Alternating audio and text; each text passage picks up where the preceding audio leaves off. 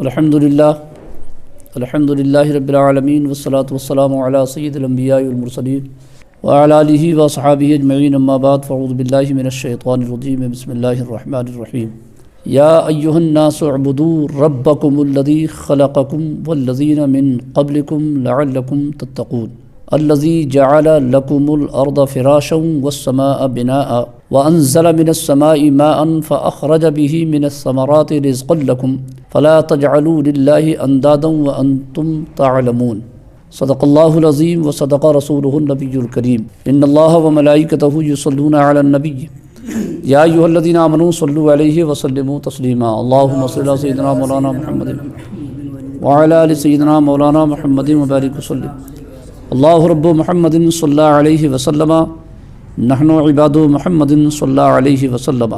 اللہ کی سرتابہ قدم شان ہیں یہ، انسان نہیں انسان وہ انسان ہیں یہ، قرآن تو ایمان بتاتا ہے انہیں، ایمان یہ کہتا ہے میری جان ہے یہ۔ حضرات، اس سے پہلے والے ہفتے میں یہ بیان کیا گیا تھا کہ اللہ تبارک و تعالی نے منافقین کی مثال دیتے ہوئے سمجھایا کہ منافقین کا عالم یہ ہے کہ وہ ایک اندھیری رات میں سفر کر رہے ہیں اور راستہ انہیں سمجھ میں نہیں آتا، انہوں نے آگ جلائی اور جب آگ روشن ہو گئی اور اس کا ارد گرد نظر آنے لگا تو چلے، پھر اچانک وہ آگ بجھ گئی تو پھر کھڑے ہو گئے۔ مطلب ان کی زندگی کا عالم یہی ہے کہ کبھی وہ اچھی بات کی طرف بڑھتے ہیں اور کبھی اس سے رک جاتے ہیں۔ منافقین کا عالم یہ ہے کہ وہ اندھیری میں چل رہے تھے، رسول پاک ہجرت کر کے مدینہ شریف تشریف لائے تو انہیں ایک نور نظر آیا، حضور پر وہ ایمان لائے، مگر جب حضور صلی اللہ علیہ وسلم نے حکم شریعت کو بیان کیا تو جو چیزیں انہیں پسند نہ آئیں، ان ناپسند آنے والی چیزوں کی وجہ سے وہ حضور کی برائیاں کرنے لگے۔ وہی ہے کہ آگ نور رسول پاک بن کر کے تشریف لائے، اس کی روشنی میں وہ کچھ آگے بڑھے، پھر انہوں نے بدمعاشی کرنا شروع کیا تو اللہ تعالیٰ نے ان کے دلوں میں کو اس نور کو قبول کرنے کی طاقت بھی ختم کر دی۔ آج سے جو بیان ہے اللہ تبارک و تعالیٰ نے قرآن کریم میں ارشاد فرمایا، یہ تیسری رکوع کی شروعات ہے، یہاں سے دوسری دو رکوع یہاں ہو چکی ہیں، تیسری یہاں سے شروعات ہے۔ اللہ تعالیٰ نے فرمایا یا ایھا الناس اعبدوا ربکم الذی خلقکم والذین من قبلکم لعلکم تتقون۔ یا ایھا الناس، اے لوگو، ناس معنی ہوتا ہے لوگ، اے لوگو، یا ایھا الناس اعبدوا ربکم الذی خلقکم، اے لوگو اپنے رب کو پوجو، الذی خلقکم جس نے تمہیں، والذین من قبلکم اور تم سے پہلے لوگوں کو پیدا کیا۔ خلقہ معنی ہوتا ہے پیدا کرنا۔ اے لوگو اس رب کی پوجا کرو، اپنے رب کی پوجا کرو جس نے تمہیں اور تم سے پہلے لوگوں کو پیدا کیا، لعلکم تتقون، یہ امید کرتے ہوئے کہ تمہیں پرہیزگاری ملے۔ یہاں پر اللہ تبارک و تعالی نے یہ جو حکم دیا ہے یہ عام حکم ہے، کیونکہ اللہ کی عبادت صرف مسلمانوں کے لیے نہیں، رب سب کا رب ہے، سب اس کے بندے ہیں، اس حیثیت سے سب کو اس کی عبادت اور پوجا کرنا ہوگا۔ عام حکم ہے یہ مسلمانوں کے لیے بھی اور غیر مسلموں کے لیے بھی۔ جہاں اللہ تبارک و تعالیٰ اسپیشلی مسلمانوں کو کوئی حکم دیتا ہے تو وہاں کہتا ہے یا ایھا الذین آمنوا۔ جہاں صرف مسلمانوں کو مخاطب کرتا ہے، مسلمانوں پر کوئی حکم نازل کرتا ہے تو وہاں اللہ تبارک و تعالیٰ کیا فرماتا ہے، یا ایھا الذین، اے ایمان والو۔ جیسے یا ایھا الذین آمنوا کتب علیکم الصیام، اے ایمان والو تم پر روزے فرض کیے گئے۔ یہاں یہ نہیں ہے یا ایھا الناس کتب علیکم الصیام، اے لوگو تم پر روزے فرض کیے گئے، نہیں، کیونکہ روزہ فرض ہے اہل ایمان پر، اس لیے وہاں فرمایا یا ایھا الذین آمنوا، اے ایمان والو۔ مگر یہاں پر جو معاملہ ہے اللہ تبارک و تعالیٰ اپنے بندوں کو عبادت کا حکم دے رہا ہے۔ اب بندہ رب کو رب مانے یا نہ مانے ہے مگر اسی کا بندہ، ایسا نہیں ہے کہ جو مانتا ہے اللہ کو اپنا رب وہ انہی کا رب ہے، ایسا نہیں، مانے یا نہ مانے اللہ تعالیٰ سب کا رب ہے، اللہ سب کا خالق ہے، کوئی مانے یا نہ مانے اس سے کوئی فرق نہیں پڑتا۔ اس لیے اللہ نے فرمایا اے لوگو اپنے رب کی عبادت کرو، اپنے رب کو پوجو جس نے تمہیں اور تم سے پہلے لوگوں کو پیدا کیا۔ توحید ایک ایسی چیز ہے کہ اس میں اللہ تبارک و تعالیٰ نے سب کو حکم دیا، کیونکہ غور کرے اپنے آدمی وجود پر کہ تم کو بنایا کس نے ہے، تم کو پیدا کس نے کیا ہے۔ ایمان نہیں لاتے، وہ تمہارا اپنی جگہ پر معاملہ ہے، مگر تم اس پر غور کرو کہ آخر تم کو پیدا کس نے کیا۔ اگر تم اس پر غور کرنے لگو گے تو پھر تم اللہ تبارک و تعالیٰ کی عبادت کی طرف توجہ ہوگے۔ فرمایا یا ایھا الناس اعبدوا ربکم الذی خلقکم، اے لوگو اپنے رب کو پوجو جس نے تمہیں اور تم سے اگلوں کو پیدا کیا، لعلکم تتقون، اس امید پر پوجو اللہ کو کہ تمہیں اللہ تعالیٰ پرہیزگاری عطا فرمائے۔ الذی جعل لکم الارض فراشا والسماء بناء، اور جس نے تمہارے لیے زمین کو بچھونا بنایا۔ فرش، یہ فراش ہے نا، فراش اسی سے بنا ہے فرش۔ فرش مانے ہوتا ہے بچھانے والی چیز، بچھانے والی چیز کو فرش کہتے ہیں۔ اب وہ فرش کتنا بھی قیمتی ہو، کتنا بھی گھٹیا، مطلب کم قیمت کا ہو، زیادہ قیمت کا، اس سے بحث نہیں۔ جو بچھایا جائے گا، جو روندا جائے گا، جس پر آدمی بیٹھے گا، جس پر آدمی چلے گا، جس پر آدمی سوئے گا، ان سب کو فرش کہا جاتا ہے۔ اس لیے یہ دریری سب اٹھا دی جائے تو یہ جو جس پر ہم بیٹھیں گے، جس پر اپن چلیں گے، اس کو بھی فرش کہتے ہیں۔ حالانکہ اس میں قالین نہیں ہے، وہ تو سیمنٹ وغیرہ کا کام ہے، مگر اس کو بھی فرش کا مطلب وہ یہ تھا جو زمین کے نیچے، جو پیروں کے نیچے جو رہے، جیسے روندا جائے، چلا جائے، جس پر آدمی بیٹھے اٹھے۔ الذی جعل لکم الارض فراشا، اور جس نے تمہارے لیے زمین کو بچھونا بنایا۔ اس رب کی عبادت کرو جس نے تمہارے لیے زمین کو بچھونا بنایا۔ والسماء بناء، اور آسمان کو عمارت بنایا، یعنی زمین بھی اللہ کی ایک عظیم نعمت ہے، آسمان بھی اللہ کی ایک عظیم نعمت ہے۔ اسی اللہ تبارک و تعالی جب اپنے کرم کو گنا رہا ہے کہ بندو ہمیں پوجو، اپنے رب کو پوجو، اپنے رب کی عبادت کرو، جس رب نے تمہیں پیدا کیا، جس رب نے تمہارے لیے زمین بنائی، زمین کو کیا بنا دیا؟ فرش بنا دیا، جس رب نے تمہارے لیے آسمان کو عمارت بنا دیا۔ مطلب یہ کہ یہ بہت خاص چیزیں ہیں۔ زمین بھی اللہ کی ایک عظیم نعمت ہے، آسمان بھی اللہ کی عظیم نعمت ہے۔ اور زمین کی کوالٹی دیکھو، اللہ رب العزت کا کرم دیکھو، اللہ نے تمہارے لیے اس کو فرش بنایا۔ زمین کو اللہ تبارک و تعالی نے نہ اتنا سخت بنایا کہ جس پر تمہیں دیگر کام کرنا محال ہو جائے، نہ زمین کو اتنا نرم بنایا جس میں تمہیں چلنا پھرنا اٹھنا بیٹھنا محال ہو جائے۔ دونوں کے درمیان زمین کو رکھا ہے۔ آپ اسی فلسفے کو اگر غور کر لیں، زمین کو اللہ تبارک و تعالیٰ نے دونوں کی درمیان رکھا ہے۔ پانی کی طرح اگر زمین کو نرم کر دیتا تو پھر ہمارا کیا حال رہتا؟ ہم کہاں رہتے، کہاں بیٹھتے، کہاں اٹھتے، کہاں مکان بناتے؟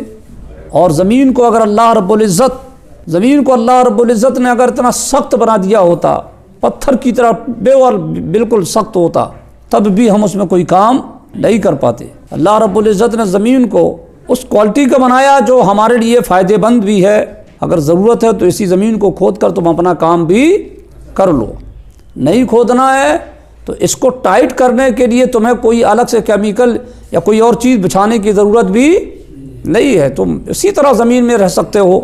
ہاں اگر سے تمہیں کوئی اور مضبوطی دے کر کچھ اور اس میں کرنا ہے وہ بات الگ ہے، ورنہ زمین کی اپنی پوزیشن یہ ہے کہ آرام سے آدمی اس میں پوری زندگی گزار سکتا ہے، اور زمین اس کو لے کر کبھی نرم نہیں ہوگی کہ گھستے گھستے اتنی نرم ہو جائے کہ آدمی اس میں گھس ہی جائے، ایسا نہیں ہوگا۔ اللہ تبارک و تعالیٰ نے زمین کو درمیانی اس میں رکھا ہے، اور ایسی صفت زمین کو عطا فرمائی اللہ تبارک و تعالیٰ نے کہ انسان اس سے اپنی ضروریات بھی پوری کھیتی باڑی کرے، چشمے کھود لے، کنویں کھود لے، پانی کی نہریں، ندی بہا لے۔ ندی اگر یہ زمین اتنی سخت ہوتی تو ساری چیزیں مشکل ہو جاتی۔ آسمان کو کیا بنایا؟ عمارت مانے بلند، تمہارے سر پر سایہ بنایا۔ فرمایا اللہ تبارک اس رب کی پوجا کرو جس نے تمہارے لیے زمین کو کیا بنا دیا؟ بچھونا بنا دیا۔ واقعی کتنا پیارا بچھونا ہے۔ اتفاقیہ طور پر اگر کسی پر گدے نہ ہو، بچھونا نہ ہو، چٹائی نہ ہو، دری نہ ہو تو کیا فرش میں کوئی کمی آئے گی؟ آدمی لیٹ سکتا ہے۔ ہزاروں کروڑوں اربوں خربوں لوگ اسی طرح آج بھی زمین پہ بغیر تکیہ بغیر بچھونا کے لیٹ رہے ہیں۔ فرش بنا دیا اللہ تبارک و تعالیٰ نے زمین کو۔ وَأَنزَلَ مِنَ السَّمَاءِ مَاءً، اور آسمان سے کیا نازل فرمایا؟ پانی۔ وَأَنزَلَ مِنَ السَّمَاءِ مَاءً، اور آسمان سے پانی اتارا۔ اس رب کی عبادت کرو جس نے زمین کو فرش بنایا، آسمان کو عمارت بنایا، اور آسمان سے تمہارے لیے کیا اتارا؟ پانی اتارا۔ پانی بھی اللہ کی عظیم نعمت۔ اللہ تبارک و تعالیٰ ایک نعمت کو یہاں پر گنا رہا ہے۔ ایک نعمت کو بھی اگر تم غور کرنے لگو تو ساری زندگی نہ اس کے فلسفے کو سمجھ سکتے ہو، شکر تو ادا کرنا ہو ناممکن ہے کہ بندہ جیسا شکر ادا اس کا ہونا چاہیے ویسا کر گزرے، ایسا تو ہو ہی نہیں سکتا۔ کرتے رہو بس، اللہ تمہیں اس میں بھی اجر عطا فرمائے گا، مگر تم کما حقہ کسی نعمت کا مکمل شکر ادا کر لو، ایسا ہو ہی نہیں سکتا، نہیں کر سکتے آپ۔ بولیے کر سکتے؟ نہیں کر سکتے۔ آسمان سے پانی اتارا، فَأَخْرَجَ بِهِ مِنَ الثَّمَرَاتِ رِزْقًا لَكُمْ، تو اس سے کچھ پھل نکالے، رزقا لکم، تمہارے کھانے کو۔ پھل بھی اللہ کی ایک عظیم نعمت ہے۔ آسمان سے پانی اتارا، اس پانی کی برکت سے اللہ نے زمین سے کیا نکال دیا؟ پھل نکال دیا۔ اس کا فلسفہ تو دیکھو یار، بیج ڈالو زمین سے، فرش زمین چیر چار کے اندر گیا، پھر خود ہی نکلا، اور اللہ کے فضل و کرم سے رنگ برنگ کے پھول کھلے، کہیں پھل نکلے۔ رزقا لکم، تمہارے کھانے کے لیے زمین سے کیا نکالا؟ پھل نکالا۔ اب کیا کرو تم؟ فلا تجعلوا للہ اندادا وانتم تعلمون، تو اللہ کے لیے جان بوجھ کر برابر والے نہ ٹھہراؤ۔ مسلمان تو اللہ تبارک و تعالیٰ کا شریک کسی کو ٹھہراتا ہی نہیں، اگر وہ ٹھہرانے لگے تو پھر مسلمان ہی کہے گی، وہ تو مشرک ہو جائے گا۔ یہ اللہ تبارک و تعالیٰ ان لوگوں کو فرما رہا ہے جو خدا کو مانتے نہیں تھے، انہی کے لیے کہا۔ آخر میں فرمایا نا، تو جان بوجھ کر اللہ کے برابری والے نہ ٹھہراؤ۔ یہ کافر ہی کرتے تھے، مشرکین کرتے تھے۔ اللہ نے فرمایا کہ اس کی پوجا کرو، ان کو کیا، ان کی پوجا کیا کر رہے ہو جن کو تم اپنے ہاتھوں سے بناتے ہو؟ ہے کوئی طاقت و قوت ان کے اندر؟ نہ یہ تمہیں پانی دے، نہ تمہیں ہوا دے، نہ تمہیں آکسیجن دے، نہ تمہیں آسمان دیا، نہ تمہیں زمین دیا، کوئی چیز دینے کو تیار نہیں، نہ دے سکتے۔ تم نے خود انہیں بنا دیا، تمہارے اپنے بننے کے لیے تمہارے محتاج ہیں۔ یہ اٹھا کے دھر دو یہاں سے وہاں، اس کے لیے وہ تمہارے محتاج ہیں۔ انہوں نے تم کو کچھ نہیں دیا۔ اس رب کو پوجو جس نے تمہارے لیے زمین کو فرش بنا دیا، اور زمین کو ایسا فرش بنایا کہ اس میں مسلمان چلے چاہے کافر چلے، زمین سب کو فائدہ پہنچاتی ہے۔ ایسا نہیں کہ مسلمان چلے گا تو زمین اپنا کام کرے گی، اور کافر چلے گا تو زمین اس کو دفن کر دے گی، ایسا بھی نہیں۔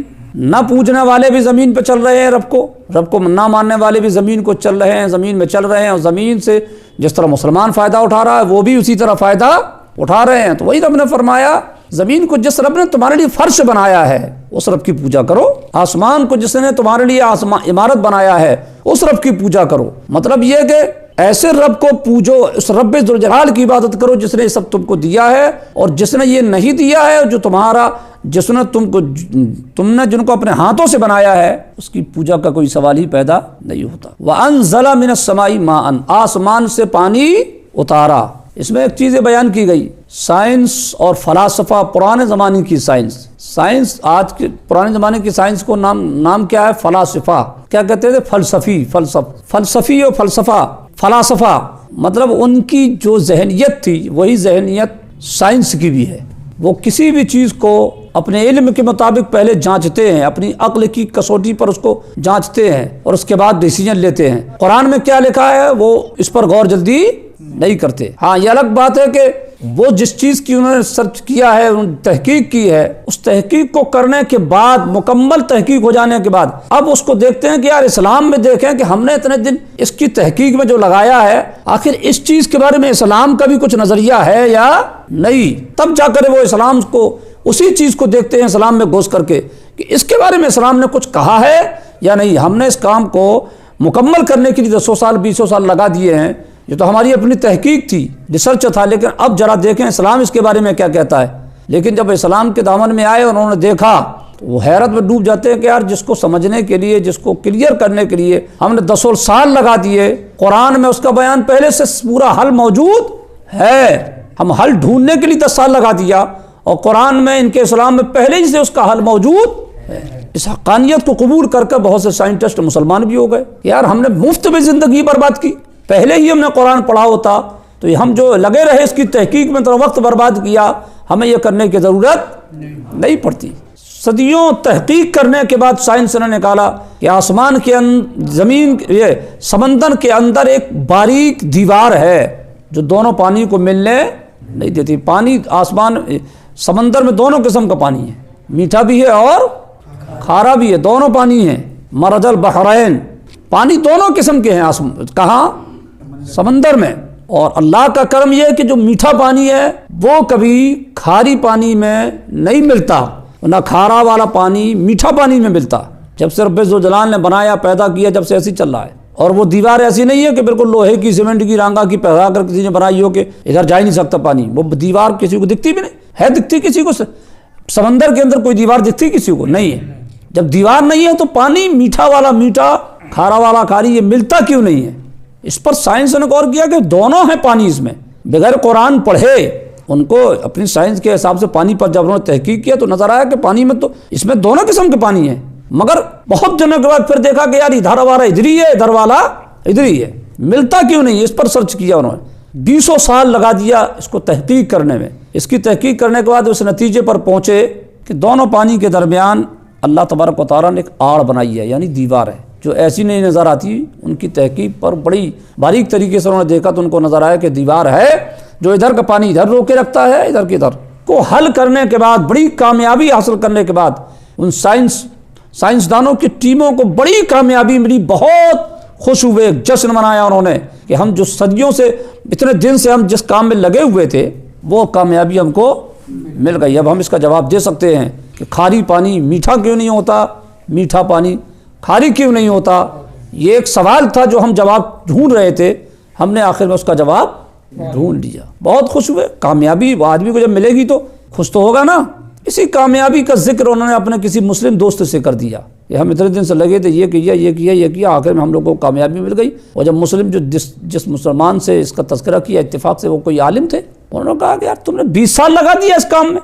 بولے ہاں، بولے آپ تو ایسا بول رہے ہیں کہ کوئی کام ہی نہیں تھا۔ بولے کوئی کام، کیا کام تھا یہ؟ سائنٹسٹ کو اتنا، مولوی صاحب اتنی آسانی سے بول رہے ہیں تو وہ پکانا جائے گا، کیا بول رہا ہے یار یہ؟ بولے تم نے اتنے سے کام کے لیے 20 سال لگا دیے، اتنی پریشانی جوڑی، یہ کوئی مسئلہ ہی نہیں تھا۔ بولے مسئلہ نہیں ہے، ایک سوال ہے کہ کھاری پانی میٹھا، میٹھا کیوں نہیں، میٹھا کھاری کیوں نہیں ہوتا، کیا ہے آخر، ہے کیا سمندر میں کوئی ایسی چیز؟ تب انہوں نے قرآن پاک کی سورہ رحمان کی وہ آیت مبارکہ پڑھی، مرج البحرین یلتقیان۔ ہم نے 2 بحرین یعنی 2 دریا پیدا کیے جو آپس میں ملے ہیں، بینہما برزخ لا یبغیان، ان دونوں کے درمیان ایک دیوار ہے جو ان دونوں کو آپس میں ملنے نہیں دیتے۔ اس نے سنا، اسی وقت مسلمان ہو گیا، وہ سائنٹسٹ اسی وقت مسلمان ہو گیا کہ اللہ اکبر، ہم نے 20 سال جس کو کھودنے میں لگا دیا، قرآن میں پہلے سے وہ سارا اس کا حال موجود ہے، سبحان اللہ۔ ایک سوال تھا کہ کیوں نہیں ملتا، آپ نے ڈھونڈا تو ڈھونڈنے میں دیوار ملی، اور قرآن نے پہلے کہہ دیا کہ ہم نے دونوں پانی کے درمیان ایک برزخ یعنی ایک آڑ بنائی ہے، اس دیوار کو تم نے اتنے دن کے بعد ڈھونڈا ہے۔ تم نے قرآن سے پہلے پوچھا ہوتا تو تمہیں اتنا اس کا جواب حاصل کرنے کے تمہیں 20 سال کا ٹائم نہیں لگتا۔ تو وہ لوگ کوشش کرتے ہیں، کوشش کرنے کے بعد جب کسی نتیجے پر پہنچتے ہیں پھر دیکھتے ہیں کہ اس میں اب ہم نے تو اپنی کوشش کر لی، اب قرآن میں اس کا حل دیکھیں، اسلام میں اس کے بارے میں دیکھیں کہ اسلام میں بھی اس کا کوئی حل موجود ہے یا نہیں۔ اور جب وہاں سامنے آتے تو پتہ چلتا ہے کہ ہماری ساری محنت بیکار تھی، قرآن اور اسلام میں ہر بات کا حل موجود ہے۔ سائنس کہتی ہے یہ جو پانی ہے، آپ لوگ بھی پڑھے ہوں گے نا، پانی جو ہے یہ کیسے گرتا ہے، کیا ہوتا ہے، اس کی صورت کیا بتائی گئی ہے؟ مطلب یہ جو سمندر کا ہے نا، یہ جو اٹھتا ہے، یہ بھاپ بن کر کے اوپر جاتا ہے، پھر جمع رہتا ہے، پھر پگھلتا ہے نا، پھر جا کر کے بارش ہوتی ہے۔ یہ سائنسی نظریہ ہے اور اتنا بھینکر ہے کہ یہ کو ہر آدمی اسی کو مانتا ہے، اور ہر آدمی اسی پر حقیقت اسی کو سمجھتا ہے، اس لیے سمجھتا ہے، مسلمان بھی اسی کو حقیقت اس لیے سمجھتا ہے کہ قرآن شریف پڑھ کر کے غور کیا ہوتا تو سمجھ میں آ جاتا کہ حقیقت یہ ہے یا کچھ اور ہے۔ اس تحقیق کے مطابق سمندر سے پانی اٹھا ہے نا، اوپر گیا، پھر یہی ہے نا، حقیقت یہ نہیں ہے۔ حقیقت کیا ہے؟ یہ سائنس کی اپنی تحقیق ہے، جتنی اس کی میموری نے کام کیا وہ کام کر دیا۔ حقیقت کیا ہے؟ سمندر سے اٹھ کر کے جو بھاپ اٹھتی ہے اور وغیرہ وغیرہ، اس سے پانی نہیں گرتا، یہ تو ایک الگ چیز ہے، یہ ایسا بھی ہوتا ہے، مگر پانی کی بارش کی اصل بنیاد یہ نہیں ہے۔ پانی بادلوں سے نہیں، پانی کہاں سے آتا ہے؟ آسمان سے آتا۔ وَأَنزَلَ مِنَ السَّمَاءِ مَاءً، ہم نے پانی کو کہاں سے نازل کیا؟ آسمان سے۔ بادل الگ ہے اور آسمان الگ ہے، یہ پانی کہاں سے نازل ہوتا ہے؟ آسمان سے۔ قرآن کی اس بولی نے سائنس اور فلاسفہ کے نظریے کا جنازہ نکال دیا۔ سائنس کہتی ہے کہ یہی دھواں اور بھاپ اٹھ کر کے پانی آتا ہے، یہ صحیح ہے نا؟ قرآن نے کہا نہیں، یہ آسمان تک پہنچتا ہی نہیں، پھر کہاں تک آسمان تک پہنچے گا؟ یہ جو بادل ہیں آسمان کے نیچے ہیں، بہت نیچے ہیں، بہت نیچے ہیں۔ 500 سال کا راستہ ہے آسمان یہاں سے، آسمان اول کا راستہ یہاں سے 500 سال کا ہے۔ ہوائی جہاز بھی کبھی کبھی چلتا تو دیکھو وہ اس میں گھس جاتا ہے، کائے میں بادلوں میں گھس جاتا ہے نا، کیا مطلب اتنی آسانی سے آسمان تک پہنچ گیا وہ؟ یہ آسمان کے بہت نیچے ہے یہ، اور یہاں سے اٹھا یہیں سے گرا، یہ ایک الگ چیز ہے، یہ بھی آسمان کے نیچے ہے۔ مگر پانی کی حقیقت یہ ہے کہ رب نے کہا وَأَنزَلَ مِنَ السَّمَاءِ مَاءً، ہم نے آسمان سے پانی اتارا ہے۔ آسمان سے پانی اتارا تو کیا مطلب ہے؟ کوئی ندی ہے؟ ندی تو زمین میں ہوتی ہے، آسمان میں کہاں سے ندی ہو جائے گی؟ یہ بھی ایک سوال ہے نا۔ پانی کے لیے کوئی اسٹاک ہونا چاہیے نا یار، یہ سمندر اسٹاک ہے، چلو یہاں سے مان لیا اٹھا آ گیا، کیا اوپر بھی کچھ ایسا ہے؟ سائنس کہتی ہے ایسا ہو ہی نہیں سکتا، جب اوپر ندی ہے ہی نہیں ہے تو پانی کہاں سے آ جائے گا؟ یہ اس کا نظریہ ہے۔ اسلام کہتا ہے آسمان کے نیچے بھی ایک ندی ہے، آسمان کے نیچے بھی ایک سمندر ہے۔ یہ جو نیلا نیلا آسمان دکھتا ہے نا، نیلا نیلا جو آسمان دکھتا ہے، یہ اسی ندی کا پانی کا کلر دکھتا ہے۔ آسمان کے نیچے بھی ایک سمندر ہے، اسی سے اللہ تبارک و تعالیٰ جب اس کو حکم دیتا پروردگار عالم، اسی سے پانی گرتا ہے۔ پھر زمین کی طرف آتے آتے اللہ تبارک و تعالیٰ اس کو بادلوں کی شکل میں بنا دیتا ہے فرشتوں کے حکم سے۔ پھر وہ بادل اکٹھے رہتے ہیں، رب ذوالجلال کا جب حکم ہوتا ہے پھر جا کر کے بادل پانی کی شکل میں زمین پر برستا ہے۔ یہ ہے اسلامی نظریہ، اور ان کا نظریہ کیا ہے؟ یہیں سے گرا یہیں آ گیا۔ آسمان کے نیچے بھی ایک ندی ہے، حضرت امام موسیٰ کاظم رضی اللہ تعالیٰ عنہ، یعنی حضرت ہارون رشید بادشاہ کے زمانے کا، ان کے ہاں ایک جو ہے تو ایک باز، اس چیل جس کو کیا کہتے ہیں، باز بہت اونچا اڑتا ہے، جو بازی تو بولتے ہیں نا، پال کے رکھا تھا انہوں نے، بہت اونچا، بہت مست، وہ اڑا آسمان کی طرف اڑا، اور جب اڑتا ہوا واپس زمین کی طرف آیا تو منہ میں مچھلی پھنسا کر کے لایا۔ مچھلی بہت اونچا اڑ گیا، وہ بہت اونچا اڑا، اور اس کے برابر کوئی اونچا اڑ بھی نہیں سکتا، اتنا اونچا اڑا۔ جب آیا تو منہ میں کیا پھنسی تھی اس کے؟ مچھلی پھنسی ہوئی۔ اب مچھلی کہاں رہتی ہے؟ مچھلی کی تو فطرت ہے پانی میں رہے گی، سوکھے میں زندہ رہ ہی نہیں سکتی۔ جو لوگوں نے دیکھا کہ یار یہ آسمان سے اتر گیا، اڑ کے آ رہا اوپر سے، یہ مچھلی کہاں سے لے کے آ گیا؟ تعجب نہیں ہوگا؟ سب حیرت میں تھے کہ آخر ہے کیا یہ مچھلی کیسے لے کر آ گیا؟ اسی بیچ میں حضرت امام موسیٰ کاظم رضی اللہ تعالیٰ عنہ وہاں سے گزرے تو بادشاہ نے، حضرت ہارون رشید نے آپ کا استقبال کیا اور بلا کر کے یہی بات بتائی کہ حضرت یہ تو عجیب غریب ہے، ہمارا بعد اوپر سے مچھلی لے کر کے آیا۔ تو حضرت امام موسیٰ کاظم رضی اللہ تعالیٰ عنہ نے شاید فرمایا بادشاہ وقت اس میں تعجب کی کیا بات ہے؟ بولے حضرت تعجب کی بات، آسمان سے مچھلی، تعجب کی کیا بات ہے؟ آسمان کے نیچے بھی ایک سمندر ہے، سبحان اللہ۔ آپ نے فرمایا آسمان کے نیچے بھی ایک سمندر ہے، یہ اسی سمندر کی مچھلی لے کے آ گیا ہے، سبحان اللہ۔ اتنا اونچا اڑ گیا تھا وہ، مطلب آسمان کے نیچے ہے، آسمان یعنی کہ آسمان سے چپکا ہوا ہے کہ وہ باز اتنا اونچا اڑ جائے، آسمان کے نیچے ہے وہ، مگر یعنی آسمان اور زمین، آسمان تک پہنچنے کے لیے آپ کو ایک ایسے ایریے سے گزرنا ہوگا جو صرف ہوا کا ایریا ہے، ہوا ہی ہوا ہے، کوئی گزر ہی نہیں سکتا وہاں سے، اتنی تیز ہوا کا اسٹاک ہے وہ، سمجھ لیجیے، گزرنے کا تو سوال ہی پیدا نہیں ہوتا، اتنی تیز ہوا اس وہاں پر اسٹاک ہے، ظاہر سی بات کوئی جائے گا گزر ہی نہیں سکتا اسے۔ ایک ایریا سے آپ کو ایسے بھی گزرنا پڑے گا جس میں آگ ہی آگ ہے، ایک ایریا ایسا ہے جس میں برف ہی برف ہے، اور ایک ایریا یہی ہے جو کیا ہے، یہ ندی ہے، آسمان پانی ہے۔ حضور سرور کون مکان صلی اللہ علیہ وسلم شب معراج ان سب چیزوں کو پار کرتے ہوئے پہنچے۔ اس زمانے کے فلسفی جو تھے وہ کہتے ہیں کہ ایسا ہو ہی نہیں سکتا ایک انسان اوپر چلا جائے، اس لیے کہ قرۂ نار ہے، قرۂ آب ہے، قرۂ باد ہے، یعنی ہوا ہے، پانی ہے، آگ ہے، ان سب کا ایک ایسا بھیانک ایریا ہے کہ وہاں سے کوئی گزر سکتا ہی نہیں ہے، سوال ہی پیدا نہیں تو کوئی گزر جائے۔ اور یہ انسان ہے، حضور صلی اللہ علیہ وسلم کے بارے میں وہ کہتے ہیں فلسفی، یہ انسان ہے، کیسے گزر گئے؟ اس سے گزرنے کا کوئی سوال ہی پیدا نہیں ہوتا، اسی لیے وہ حضور کے معراج کی جسمانی کا انکار کرتے ہیں۔ حضور جسم کے ساتھ نہیں گئے، کوئی بھی جسم ایسی جگہ سے گزر نہیں سکتا۔ یہ اس لیے فلسفی جو پرانے زمانے کے سائنسسٹ جو ہے وہ حضور صلی اللہ علیہ وسلم کے معراج کا انکار کرتے ہیں، اور کہتے ہیں حضور نے سوتے ہوئے خواب میں سب دیکھا ہے، جسم کے ساتھ حضور نہیں گئے، اس لیے نہیں گئے کہ کوئی جا ہی نہیں سکتا۔ سمجھ میں آیا؟ بہرحال بات یہاں پر ختم ہو جاتی ہے کہ بالکل کوئی نہیں جا سکتا، ہم بھی مانتے ہیں کوئی بھی نہیں جا سکتا، مگر سوال اس بات کا ہے کہ گیا کون؟ حضور گئے نہیں بلائے گئے، حضور گئے نہیں بلکہ بلائے گئے ہیں۔ جانا یقیناً کسی انسان کی بس میں نہیں ہے، بلائے گئے ہیں حضور، سبحان اللہ۔ بلایا کس نے؟ اللہ نے بلایا، بس ختم بات۔ سبحان الذی اسریٰ بعبدہ، پاک ہے وہ ذات جس نے اپنے بندے کو سیر کرائی۔ حضور خود نہیں گئے بلکہ بلائے گئے ہیں۔ آسمان کے نیچے یہ ساری چیزیں جو بیان کر رہے ہو، یہ سب چیزیں جو ہیں یقیناً ہیں، تو یہ پیدا کس نے کیا؟ رب نے۔ کس کا حکم مانتے ہیں؟ رب کا۔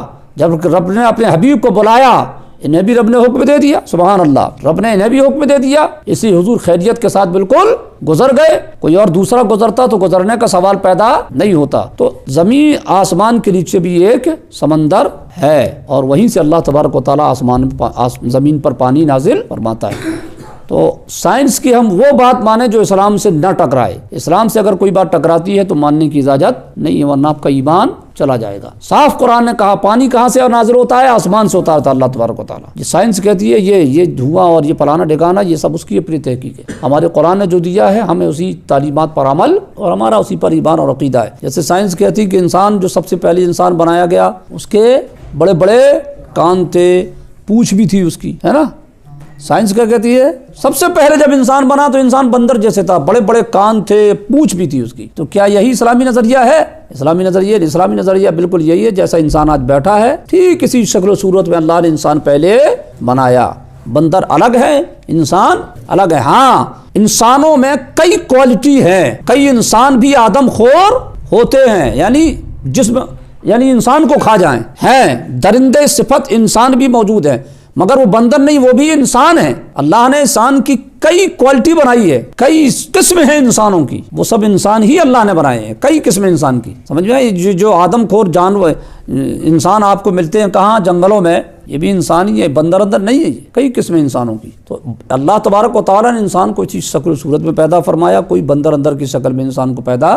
تو اسلامی تعلیمات سے اگر سائنس ٹکراتی ہے تو ہمیں اس کو چھوڑنا پڑے گا، ہمیں کون سی تعلیم کو لینا پڑے گا؟ جو ہمارے قرآن نے دی ہے، ہمارے اسلام نے عطا فرمائی ہے۔ اور اگر آدمی دونوں تعلیم کو دیکھنے کے بعد اس کو نظر انداز کر دے گا اور اس کو مان لے گا تو وہ ایمان سے خارج ہو جائے گا۔ اور الحمدللہ ہم نے بیان کیا نا کہ سائنس پوری تحقیق کرنے کے بعد پھر اسلام کے پاس آتی ہے کہ اب دیکھیں کیا ہے، مگر جب یہاں آتی ہے تو اسے معلوم ہوتا ہے کہ سب کچھ موجود ہے، اور اسی سے متاثر ہو کر بڑے بڑے سائنٹسٹ جو ہے کلمہ طیب پڑھ کر مسلمان ہو گئے۔ یہ آپ سب لوگوں کو معلوم ہے۔ اللہ رب العزت اپنے حبیب کریم صلی اللہ علیہ وسلم کے صدقے اور طفیل ہم اور آپ سب کو رسول پاک کے اسوہ حسنہ کو اپنانے کی توفیق رفیق عطا فرمائے۔ درود پاک پڑھیں، اللہم صلی اللہ علیہ وسلم، صلاۃ و سلام علیک یا رسول اللہ صلی اللہ علیہ وسلم۔ تو اس آج کے درس میں اتنا بیان کیا گیا، اس کو سمجھ لیجیے۔ اللہ نے فرمایا یا ایھا الناس اعبدوا ربکم الذی خلقکم والذین من قبلکم لعلکم تتقون، اے لوگو اس رب کی پوجا کرو جس نے تمہیں بنایا اور تم سے پہلے لوگوں کو پیدا۔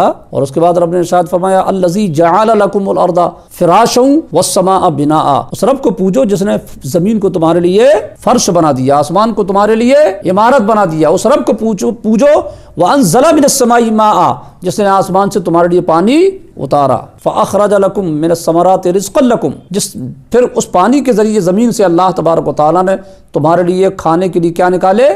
پھل نکالے۔ اس رب العالمین کی پوجا کرو۔ اللہ تبارک و تعالیٰ اپنے حبیب صلی اللہ علیہ وسلم کے صدقے ہمیں اپنی توحید پر اور تمام انبیاء اور رسولوں کی نبوت اور رسالت پر قائم رہنے کی توفیق عطا فرمائے۔ استغفر اللہ لا الہ الا اللہ محمد رسول اللہ صلی اللہ تعالی علیہ وسلم۔